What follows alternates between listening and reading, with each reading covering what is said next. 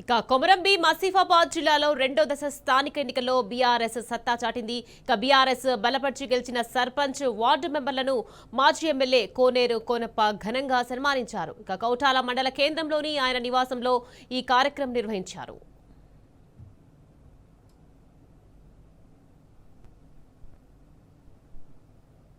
ఇక మహబూబ్ నగర్ జిల్లా జడ్చర్ల నియోజకవర్గంలో కారు దూసుకెళ్తుంది. ఇక గ్రామ పంచాయతీ ఎన్నికల్లో బీఆర్ఎస్ సత్తా చాటింది.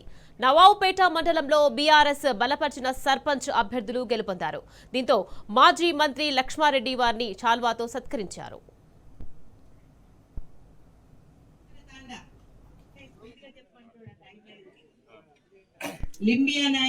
సర్పంచ్లు కానీ జడ్పీటీసీ కానీ ఎంపీపీలు కానీ జడ్పీ చైర్మన్లు కానీ ఏ ఎలక్షన్ వచ్చినా మన బీఆర్ఎస్ పార్టీ గెలుచుకోవడం జరిగింది.